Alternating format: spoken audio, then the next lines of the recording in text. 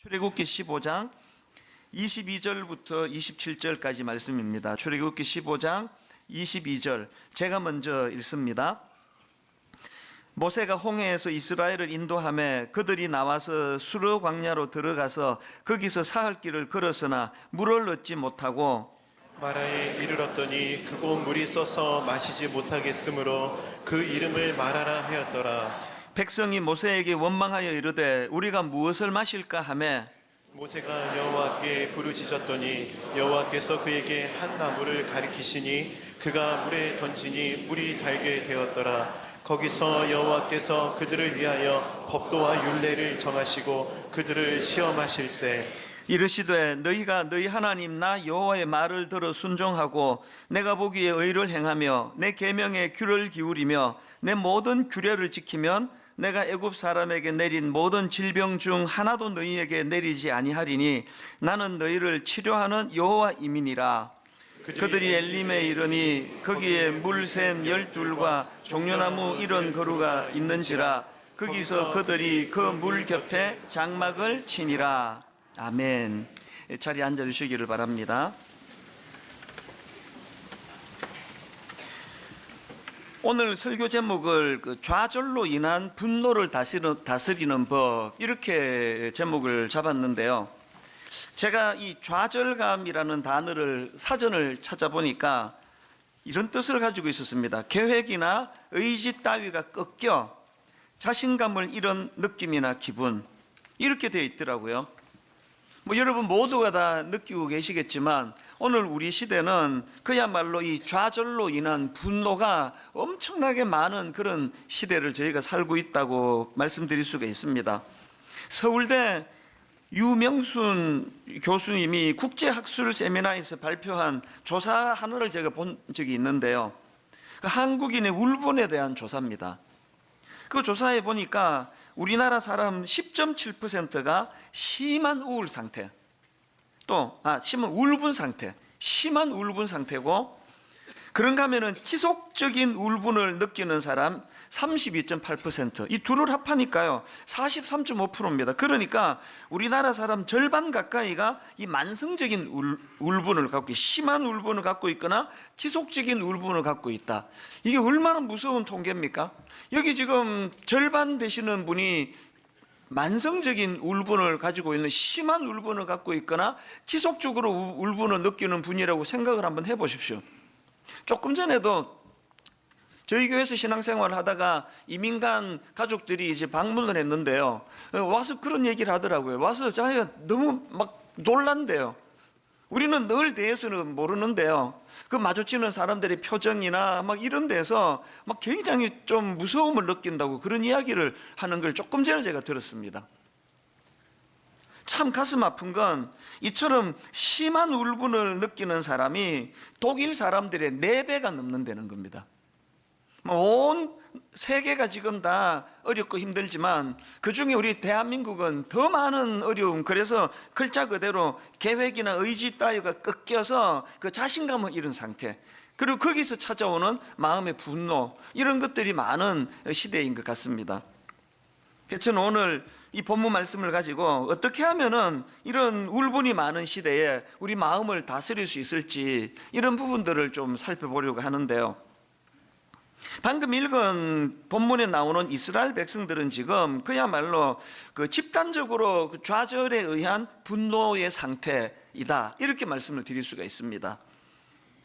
이 본문의 배경은 이제 이스라엘 백성들이 홍해를 갓 건넌 직후입니다.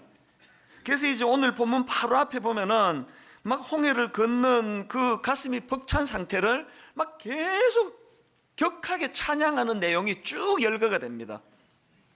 출애굽기 15장 1절, 이때에 모세와 이스라엘 자손이 이 노래로 여호와께 노래하니 일렀으되 내가 여호와를 찬송하리니 그는 높고 영화로우심이요 말과 그 탄자를 바다에 던지셨음이로다. 그 배경은 아시잖아요. 이스라엘 백성들이 오랜 그 애굽의 종살이로 신음하던 그것으로부터 해방되는 기쁨도 컸지만 맨 마지막까지 이제 앞에 홍해가 가로막혀 있는데 뒤에 적들이 애국 군대가 죽이려고 달려들 때 이제 우리 인생 끝났다 할 때 하나님이 홍해를 열어 기적적으로 자기들을 건주신 그 감격이 너무 큰 겁니다. 그래서 이제 15장 1절부터 오늘 본문 바로 앞에까지 막 그 찬양의 기쁨이 막 춤을 추면서 그렇게 찬양하는 내용이 계속 나오는데요. 2절에도 보니까 여호와는 나의 힘이요 노래시며 나의 구원이시로다. 그는 나의 하나님이시니 내가 그를 찬송할 것이요 내 아버지의 하나님이시니 내가 그를 높이리로다. 막 그 감격으로 하는 찬양입니다. 그런가 하면은 11절에 보니까 막 하나님을 막 무한대로 높여드리는데요. 여호와여, 신중에 주와 같은 자가 누구니까? 주와 같이 거룩함으로 영광스러우시며 찬송할 만한 위엄이 있으며 기이한 일을 행하는 자가 누구니까?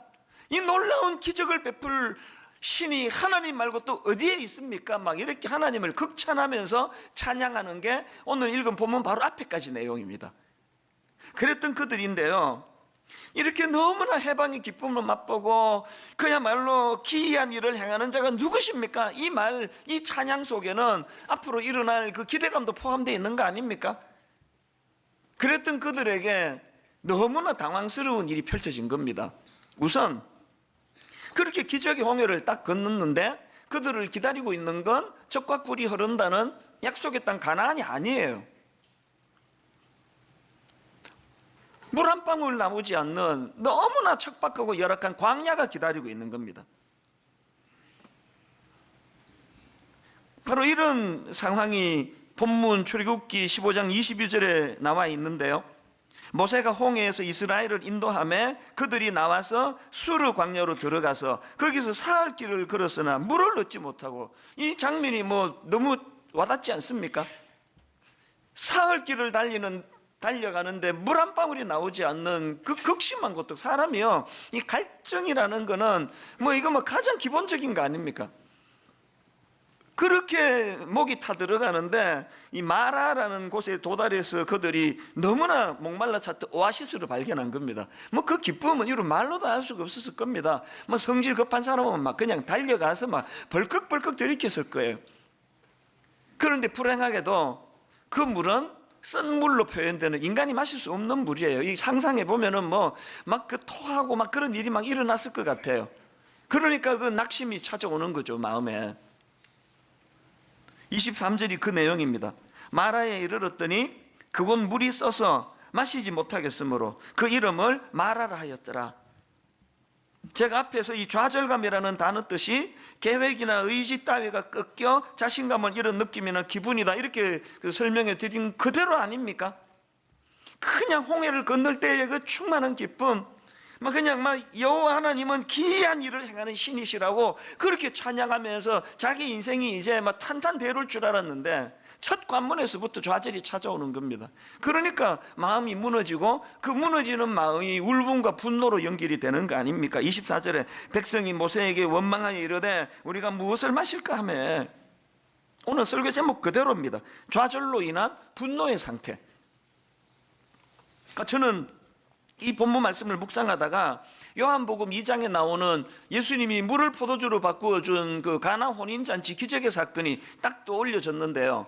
예전에는 저는 이 가나 혼인잔치 기적의 사건을 생각하면은 이제 물을 포도주로 바꾸어서 그거를 마시면서 기뻐하는 그 기쁨의 모습이 이미지화가 컸는데요. 제가 자꾸 나이가 들어가고 또 목회를 하다가 보니까 이제는 좀 공감 능력이 좀 생겨서 그런 건지 무게중심이 앞쪽으로 자꾸 쏠리는 걸 느낍니다. 앞쪽에 어떤 내용이 있습니까? 요한복음 2장 1절부터 한번 보십시오. 사흘째 되던 날 갈릴리 가나에 혼례가 있어 예수의 어머니도 거기 계시고 예수와 그 제자들도 혼례의 청함을 받았더니 포도주가 떨어진지라. 예수의 어머니가 예수에게 이르되 저들에게 포도주가 없다 하니, 저는 이 가나 혼인잔치를 생각하면 기적의 포도주를 마시며 즐기는 그것보다 이 한마디가 마음에 먼저 와닿습니다. 포도주가 떨어진지라. 저들에게 포도주가 없다 하니. 여러분, 결혼할 때 정말 이 사람만이 날 행복하게 해줄 유일한 사람이라는 확신을 가지고 그렇게 기쁨을 가지고 결혼을 했는데 가정에서 이렇게 아픈 일이 일어날 줄 누가 알았겠냐고요. 배우자에게서 이렇게 큰 상처를 받게 될 줄 누가 알았겠냐고요. 그 꿈 많던 학창 시절에 40대의 내게 암이 찾아올 줄 누가 알았냐. 누가. 포도주가 떨어진지라. 이렇게 중간에 실직당할 줄 누가 알았겠냐고요. 아이를 임신하고 너무너무 기쁜 눈물로 막 이 아이만큼은 내가 최고로 키울 거라고 그렇게 자신 있게 태교를 꿈꾸고 있을 때 이 아이 때문에 이렇게 어려움을 겪고 고통을 당할 줄 아무도 몰랐을 거예요. 이게 인생입니다. 그래서 저는 갈수록 포도주가 떨어진지라. 요즘에 저는요, 우리 청년도 살려야 되지만, 우리 브라보 시니어 행복한 모임 60대 이상 어른들이 정말 뼈 빠지게 가족을 위하여 또 교회를 위하여 헌신한 분들이 어떻게 하면 그들의 노년이 쓸쓸해지지 않을 수 있을까? 요즘 그런 생각을 참 많이 합니다. 인생의 중간에 너무 허무하고 우울하고 내 인생은 포도주가 떨어진 인생이다, 이렇게 낙심하는 분들이 내 주변에 참 많은 것 같아요. 목사님들 중에도 그런 분들이 많아서 마음이 아픈 거 아닙니까? 오늘 본문의 상황이 딱 이런 상황입니다.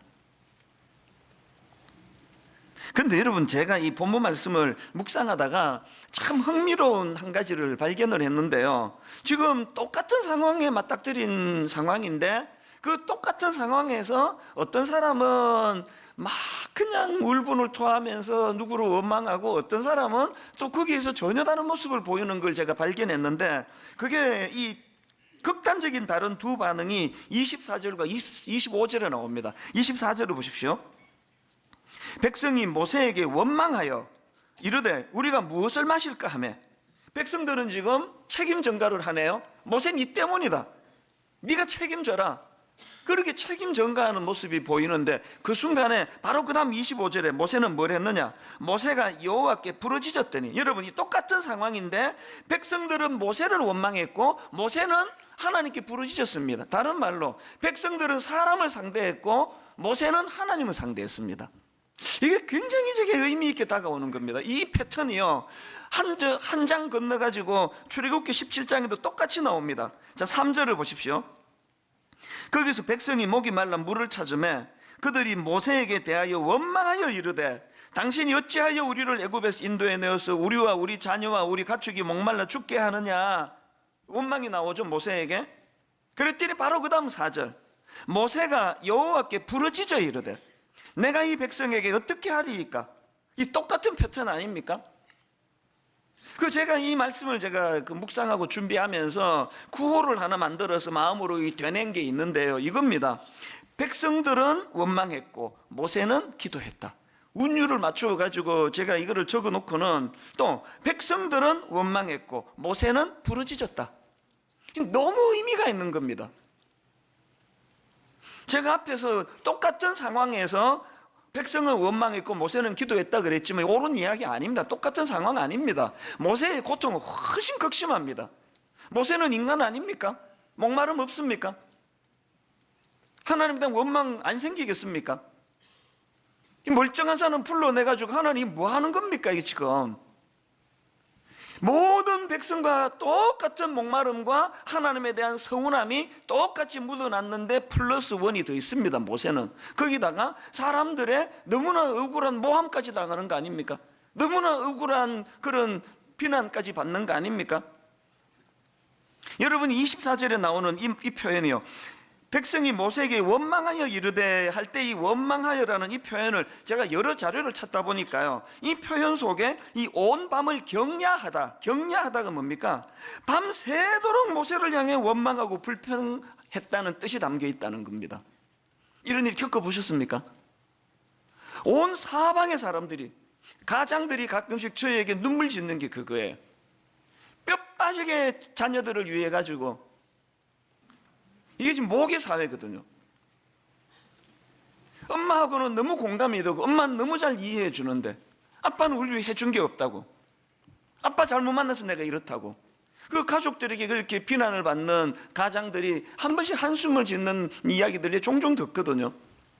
모세가요, 다른 사람들과 같은 고통 아닙니다. 훨씬 극심합니다.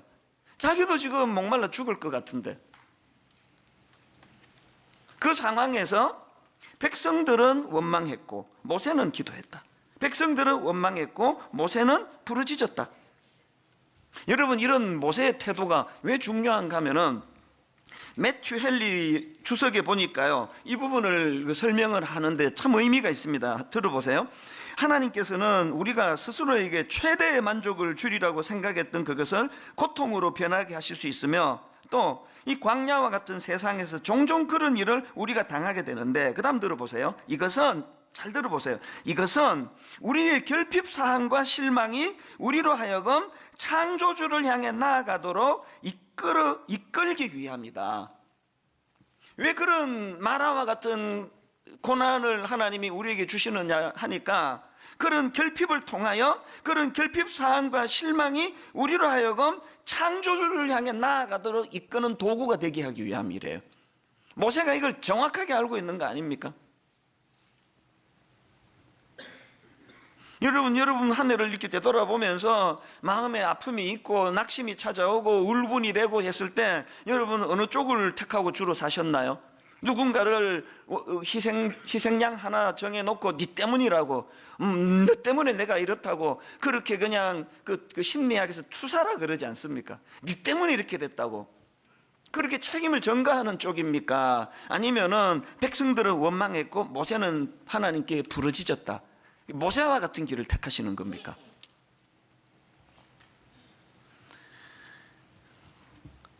한 해를 마무리하면서 여기 누구라서 올 한 해 내 인생은 적과 꿀이 흐르는 가나안이었다 이렇게 말할 뿐 얼마 되지 않습니다. 모두가 다 마라의 썸물을 마시면서 마음이 힘들고 아프고 그랬던 그런 한 해라고 저는 생각하는데요.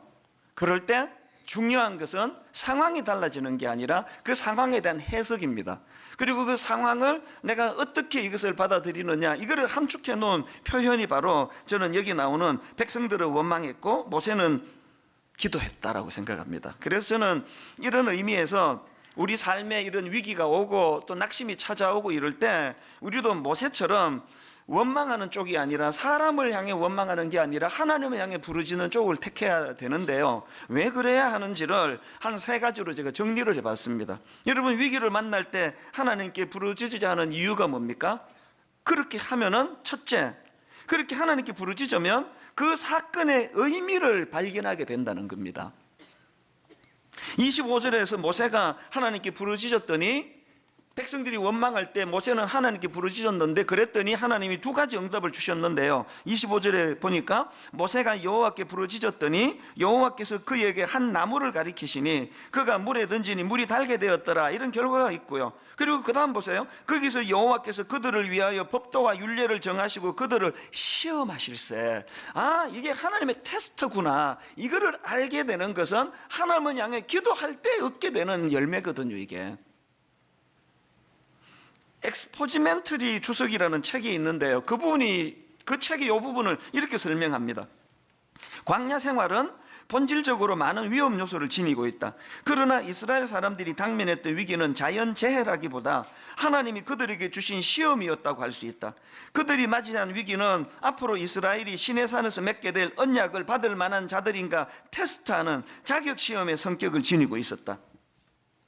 이스라엘 백성들이 이 깊은 의미를 모르니까 광야 생활 내내 하나님께 불평하고 원망하고 자격을 잃어버린 거 아닙니까? 그렇게 자격 없는 그 백성들을 품어주시는 하나님의 은혜가 놀랍고 대단한 거지, 그들은 내내 실패했습니다. 그래서 그 다음도 한번 들어보세요. 그래서 학자들은 이 사건들을 원망과 투덜거림의 이야기 혹은 항의 이야기라고 부르기도 한다. 우리의 생활이, 내 삶이 다 정리가 된 하나님이 내 삶을 딱 한마디로 요약하면서 네 인생은 투덜거림의 인생이다, 이렇게 평가를 받는다면 이 참 비참한 거 아닙니까? 왜 그렇게 투덜거림으로 밖에 나갈 수 없습니까? 내가 당하는 고난의 의미를 모르니까. 사람은요, 내가 겪는 이 일의 의미만 안다면, 아이들 그 기말고사 때 막 일주일씩 날밤 새고 하더라고요. 의미만 있으면은 밤을 새는 거,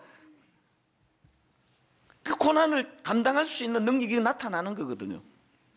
누구 원망해가지고 그 의미를 찾아내는 건 어려운 일이거든요. 사실 저는 이 본문 말씀이 여러분에게 설교되기 전에 먼저 내 영혼을 살리고 있는 말씀이에요. 이게 그래서 너무 저에게 의미가 있는 말씀입니다. 요즘 그 제 마음에 그 어려움이 좀 있거든요. 있는 게 아니라 좀 많습니다. 왜냐하니까 지금 막 끊임없이 저를 정치 편향에 물든 사람으로 몰고 가는 무슨 그룹이 있는 것 같아요. 이단인가? 왜 이러실까? 오래전에 구약의 에스라가 보여주었던 함께의 정신, 공동체의 정신, 이 설교를 하면서 내가 모 교수님 책 제목 한번 인용한 거 다예요. 그분에 대해서 책 제목 한번 인용하면서 이런 제목을 뽑는 것을 내가 참 존경한다 그랬더니, 봐라, 이거가 지금 막 퍼날라지고 있는 거예요. 내가 겪다가 뭐 억장이 무너진 억장이. 이 왜 마음이 힘든가 하면은요, 이게 뭐 말도 안 되는 이야기인데, 진짜 그리스도인이라면 그 한 번이라도 확인만 해주면 되는 거 아닙니까? 그 잘못한 게 있으면 그 표현이 잘못됐다 지적해 주면 되는 거 아닙니까? 완전히 정치 편향에 물든 아주 타락한 사람으로 그렇게 묘사하는데, 이게요 말도 안 되는 것 같은데 계속 퍼나르니까 또 말이 되는 것 같아요. 우리 성도님 중에 이런 정치 목사 밑에서 내가 못 있겠다 그러면서 교회를 떠나는 사람이 물론 극소수지만, 최근에도 그런 한 가정이 있었다는 이야기를 들으면요, 한 영혼이 천하보다 귀하다고 하는 그 정신을 가진 입장에서 내가 억장이 무너지는, 억장이. 뭐 우리 성도님들 다 바보입니까? 근데 막 그런 식으로 대놓고 막 정치 이야기 꺼내고 내 어떤 성장을 가지고 그렇게 떠들어대면은 여러분 가만히 계시겠냐고요. 누가 저보고 막 이찬수 목사 되게 못생겼다, 그럼 나 상처 안 받아요. 안 못생겼기 때문에. 이건 농담이고요. 누구나가 사람이 갖고 있는 신념이라는 게 있잖아요. 제가 가진 신념은 강단에서 정치 얘기하면 안 된다. 그 성도들이 각자가 판단할 일이지 내 어떤 정치적인 이념을 강요하면 안 된다. 나는 사석에서도 얘기 안 하는 사람이에요.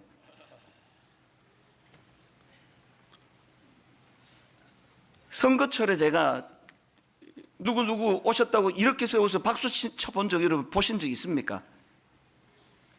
우리 교회 성도들이 어디에 출마하면 그것 때문에 저한테 상처를 받아요. 어떻게 이렇게까지 소개를 안 해주시느냐고. 이게 저의 신념이고 소신인데 어떻게 이걸 가지고 가짜 뉴스를 만들어 가지고 그 무슨 출판사를 후원했더니 이것도 뭐 어떤 무슨 의도를 가지고 그런다고. 우리 교회 뭐 재정부는 또 우리 교회 장로님들 다 바보입니까? 막 담임 목사 마음대로 막 그냥 막 여기 퍼주고 저기 퍼주고 제 마음대로 그렇게 할 수 있는 시스템이 아니에요. 그 제가 이런 부분에 대해서 요즘에 굉장히 이제 시험에 드는 게, 자꾸 누적이 되니까, 점점 더 심해지니까 그렇게 마음이 자꾸 병이 드는데요. 오늘 본문에 모세가 저를 살려줬습니다. 백성들을 원망했고 모세는 기도했다. 백성들을 원망했고 모세는 하나님께 부르짖었다. 사람을 상대하는 것이 아니라 이 일은 하나님 앞에 갖고 갈 문제다. 새벽마다 제가 하나님 앞에, 요즘에 제가 지난 성탄절날 설교 들으신 분은 알지만 요즘 하나님이 저를 다루고 계신다고 말씀드렸잖아요. 17년의 목회를 되돌아보고 점검하는데 사람 앞에 원망을 하지 않고 하나님께 기도하기를 사모했던 모세를 보고 배우면서 그렇게 하나님 앞으로 나갔더니 하나님이 저를 다루세요. 네가 교만하다는 거예요. 난 내가 안 교만하다고 생각하는데 네가 교만하다는 거예요. 그리고 이 목회 내가 잘못하고 있는 많은 것들을 제가 하나님이 지금 지적하고 계세요. 새벽마다 제가 회개합니다. 그런데 제가 너무너무 신기한 게요, 그렇게 무슨 의도인지는 모르지만 저를 그냥 죽이려고 음해를 하고 퍼뜨리는 사람들이 밉지가 않은 거예요. 제가 지금 위선 떠는 거 아닙니다. 진심이에요. 밉지가 않은 거예요. 이분들이 왜 이러시는지, 이단인가? 우리 교회에 있다가 나한테 상처받은 그 떠난 분인가? 그건 내가 너무 궁금하지만 누구라도 제가 찾아오면은 다 설명해 드리고 그렇게 할 마음이 있는데 믿지가 않아요. 왜 안 미운가 하니까 새벽마다 하나님이 저를 다루시기 때문이에요. 그래서 내 행동과 내 태도에 내 자세에 문제가 있기 때문에 이런 일도 일어난 거 아닐까. 내가 하나님 앞에 지금 하나님이 저를 다루고 계시거든요. 사실 여러분, 이런 마음의 부담이나 아픔은 저만 있는 거 아니에요. 아까도 말씀드렸지만 지금 많은 성도님들이 현실적인 고통을 당하고 있습니다. 많은 목사님들이요, 너무 많은 목회의 고통을 당하고 계세요.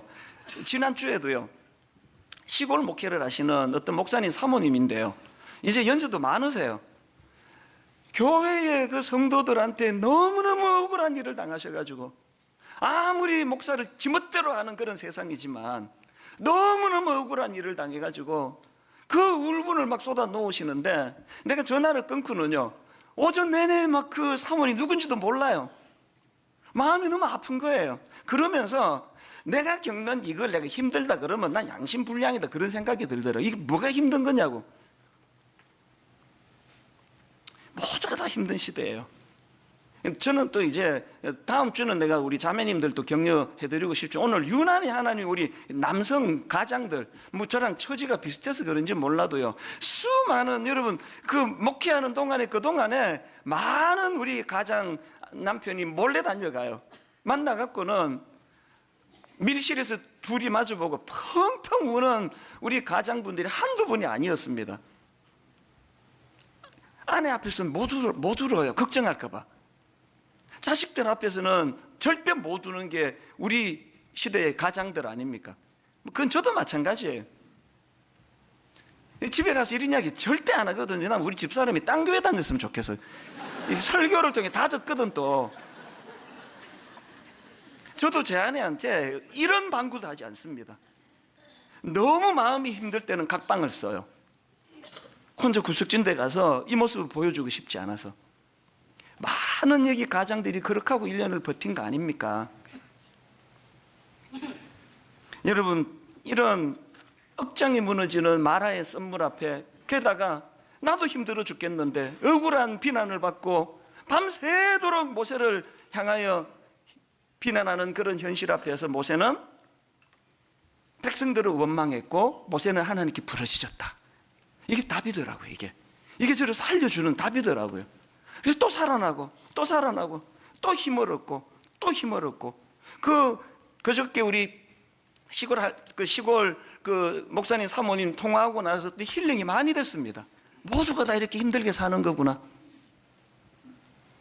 백성들을 원망했고 모세는 기도했다. 그런가 하면은 두 번째로, 여러분 우리가 위기를 만날 때 하나님을 찾아야 하는 이유가 하나 더 있는데요, 그래야 문제 해결에 대한 대안을 얻을 수 있습니다. 밤새 모세 원망해봐야 그 썬물이 단물로 안 바뀝니다. 언제 대안이 마련됐느냐? 25절을 자세히 보십시오. 모세가 여호와께 부르짖었더니 여호와께서 그에게 한 나무를 가리키시니 그가 물에 던지니, 여호와께서 그에게 한 나무를 가르치시니 그가 물에 던지니 물이 달게 되었더라. 밤새도록 2박 3일 누구 원망해 보세요. 그 썬물이 단물 안 바뀝니다. 지금 이제 이거 못 견뎌가지고 일부 교회에서 자꾸 고소하자는 얘기를 해요. 교회가 이게 모함을 당해가지고 성도가 교회를 떠나는 지경인데, 이거 지금 다 찾아놨으니까, 어떤 사람인지 지금 자료 다 찾아놨으니까 자꾸 고발하자는 거예요. 그래서 제가 아침에 그렇게 합시다 했다가 그 다음날 자고 나면 또 마음이 바뀌어요. 조금만 더 참아봅시다. 긍휼이 생기니까요. 고발해가지고 막 우리가 이겼다, 막 그 사람들 뭐 어떻게 조치를 취했다, 그 썬물이 단물 됩니까? 썬물이 단물 되는 건 백성들은 모세를 원망했고 모세는 하나님께 부르짖을 때 문제가 해결이 되는 거거든요.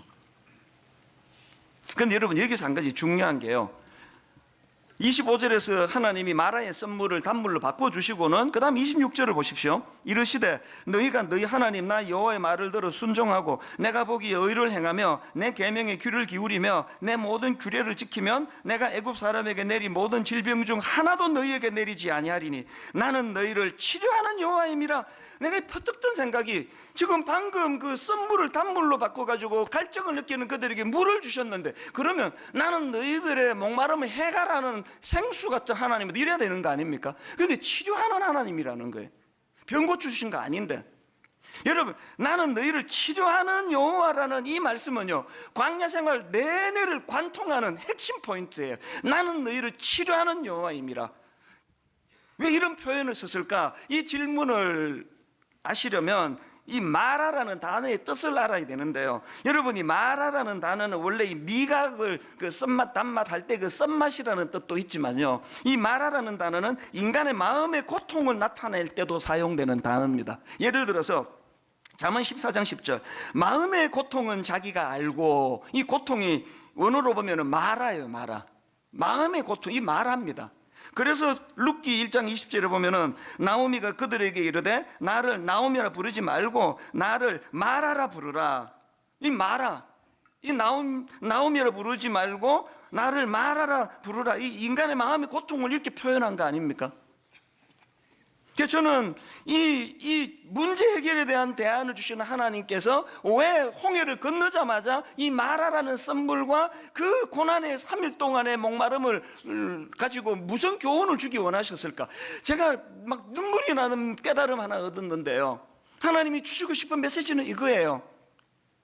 저 썬물, 갈증을 느끼는 사람에게 한 모금도 쓰이지 않는 쓰레기통에 내던져야 되는, 하수구에 들이부어야 될 썬물, 저 썬물을 모든 사람이 너무나 찾고 찾는 단물로 바꿔주시는 하나님께서 마라, 너희 내면의 썬물, 끊임없이 어릴 때 받은 상처가 치유가 되지 않고 사람에게 받은 상처로 울분이 솟아나오는 너희 내면의 그 마라, 그 마음의 고통을 내가 다 치료해 주시겠다.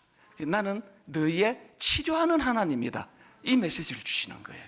물 한 잔 얻어먹어서 하나님 아니에요. 그 물 한 잔을 가지고 찰나에 해가를 주시는 분이 하나님이 아니시고 우리 내면의 썬물. 저는요, 이 하나님이 아니었으면요, 글쎄 지금까지 목회를 했을 것 같지 않아요. 못 견뎠을 거예요. 못 견디고 떠났을 거예요. 치료해 주시는 하나님이에요. 여러분 내면에 너무 억울하고 어릴 때부터 받은 상처가 치유가 안 되고 가장 가까운 부모님에게 받은 상처가 여전히 아픔으로 남아있는 우리 이 썬물이 올라온 우리 내면을 주님께서는 치료해 주시는, 나는 너희의 치료의 하나님이라고, 이 하나님을 경험하는 믿음의 성도님들 되시기를 바랍니다. 마지막 세 번째로요, 왜 우리가 모세처럼 위기를 만날 때 하나님을 찾아야 되느냐? 그래야 멀리 보는 눈으로 엘림을 보게 됩니다. 상징적으로 이렇게 표현해 봤는데요, 여러분 오늘 이 사건의 맨 마지막 결론 어떻게 내리는지 아십니까? 27절이에요. 그들이 엘림에 이르니 거기에 물샘 12과 종려나무 70그루가 있는지라. 여러분 이 물샘 12과 종려나무 70그루가 있는지라, 거기서 그들이 그 물 곁에 장막을 치니라. 제가 왜 그래야 멀리 보는 눈으로 엘림을 본다 그랬을까요? 몸은 지금 마라의 썬물로 고통당한다 치자고요. 몸은 지금 목이 타 죽을 것 같다고 치자고요. 그런데 내 영혼은 지금 엘림에 가 있는 거예요. 여기 고비가 곧 끝난다. 나는 결국은 이대로 망하지 않는다. 이게 주는 얼마나 놀라운 능력이, 아침에 제가 생각도 안 하고 있었는데 불쑥 떠오른 일이 뭐냐 하니까요, 20대 초반에 제가 그랬거든요. 여러 번 말씀드렸잖아요. 내 인생의 가장 고난의 때가 20대 초반이에요. 눈 오면 눈 치우고 변기 청소하고 쓰레기통 뒤지고, 그래서 최저임금 3불 35전 받으며 살아가는데 그것도 뭐 들어갔다 쫓겨나고 들어갔다 쫓겨나고 들어갔다 쫓겨나고 무능하기 짝이 없는 저는 밥버릇이었습니다. 그 당시로 너무 초라한 거예요. 내 친구들을 보면은 막 그냥 부자 아버지 만나가지고 막 아르바이트 이런 거 뭐 안 하는 애도 많고, 막 스포츠카 모는 애도 많고, 막 지갑 꺼내는데 보면은 막 20불짜리로 두둑하고, 그런데 내 전 재산이 20불까지 내려간 적도 있습니다. 취직은 안 되고 이제 이거 먹고 죽어야 되나? 그 기억이 지금도 나요. 근데 여러분, 그때는 잊혀지지 않는 게 뭐냐 하면은, 그런 부자 친구를 만나잖아요. 그러면은 마음으로 계속 내가 되낸 게 이거예요. 네 보기에 내 초라하지? 나 이대로 안 끝나? 10년 뒤에 누가 더 잘 되는지 한번 볼래? 말로는 못하고 비웃음 당할까 봐 계속 선포한 거예요. 그때 제일 친했던 친구가 그 성만이라는 친구가 있었는데요, 참 좋은 친구예요.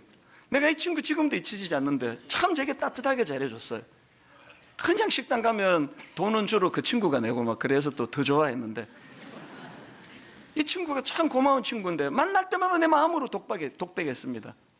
성만아, 지금 네 보기에 내 좀 초라하지?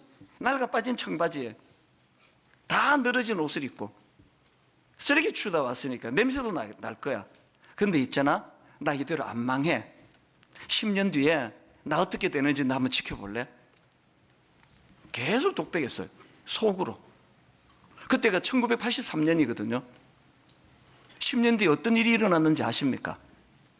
1993년, 정확하게 말하면 1992년 12월 달부터 옥하는 목사님을 만나고 청소년 사역을 시작했습니다. 10년 전에는 상상도 할 수 없는 수많은 청소년들에게 영향력을 행사하는 그런 존재가 되어 있더라고요. 그로부터 10년 분당우리를 개척했습니다. 23살 때 되게 초라했거든요. 많이 울었습니다. 지금 뭐 누가 뭐 댓글로 욕 좀 하고 그거 좀 아프기는 한데요, 안 보면 되는 거잖아요. 23살 때는 진짜로 이게 죽음과 삶을 왔다 갔다 하던 상황이에요. 마라의 썬물이, 그때 엘림을 미리 보여주시는 하나님이 계속 엘림을 보여주시는 거예요. 네 이대로 안 망한다. 네 아버지가 기도하다 돌아가셨는데 어떻게 이대로 망하겠냐고. 네 이대로 망하지 않는다고 계속 계속 엘림을 보여주셨어요. 그러면서 여러 번 고백했지만 민수기 14장 28절 말씀이 마음에 계속 되뇌이면서 하나님 앞에 계속 이 고백을 할 때 하나님이 네 말이 내 귀에 들린 대로 그대로 해주마. 네 말이 내 귀에 들린 대로 그대로 해줄게. 여러분, 우리가 위기를 만날 때 사람을 향해 원망하고 사람을 향해 분노를 쏟아놓지 아니하고 여호와 하나님을 향해 부르짖으면 하나님은 현실은 너무 힘든데, 지금은 눈물 나는 마라의 썬물 앞에 서 있는데 하나님은 우리를 엘림으로 미리 보여주시는 거예요. 이 꿈을 선포하게 되는 겁니다. 오늘 여러분 한 해를 마무리하면서 두 가지 숙제를 드리려고 하는데요. 첫 번째 숙제는 금요 기도회에 나오셔서 신년 무릎 기도회, 이번에 예수님의 인생 질문이라는 주제를 가지고 여러분 한번 나오세요. 이 중에 절반이 지금 울분 상태에 있는, 통계로 말하면 하나님께 한번 부르짖어 보자고요. 그 두 번째 숙제가 뭐냐? 이제 올해 이틀 남았잖아요. 숙제가 있습니다. 여러분, 그 주복 간지로 이 편지지 하나를 넣어드렸는데요, 이 편지지를 가지고 조용한 시간을 정하시고, 오늘 밤도 좋고 내일 새벽도 좋습니다. 인생 이 올 한 해를 재해석하는 시간을 가지셔야 돼요. 올 한 해 내게 말하는 무엇이었나? 무엇이 나를 이렇게 목마르게 했나? 그런가 하면은 이 말화를 통해 하나님께 드려야 될 감사가 무엇인가? 여기에 여러분 이렇게 접을 수 있도록 넣어드린 건요, 사연이 요거 하나 갖고 안 될 분이 많을 것 같아가지고 넣고 이렇게 접어서 같이 넣으시면 돼요. 이거를요, 다음 3일 뒤 송구 영신 예배 때, 그동안 우리가 헌금을 많이 했잖아요. 헌금을 많이 했는데 오늘 송구 영신 예배 때 내가 이름을 정해봤습니다.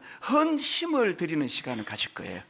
내가 아팠고 내가 힘들었던 많은 순간이 있었지만 하나님이 모든 거 하나 버릴 것 없이 하나님이 저를 위해서 주신 축복된 시간인 것을 내가 믿습니다. 그렇게 고백하면서 송구 영신 예배 때 헌금 주머니로 돌릴 거예요. 거기에 넣으세요. 하나님, 내 아팠고 힘들었고 억울했고 잠을 이루지 못했던 그 모든 아픔을 다시 해석해서, 재해석해서 하나님 앞에 헌심, 내 마음을 드리기 원합니다. 주님은 나를 엘림으로 인도하여 주시기 원합니다.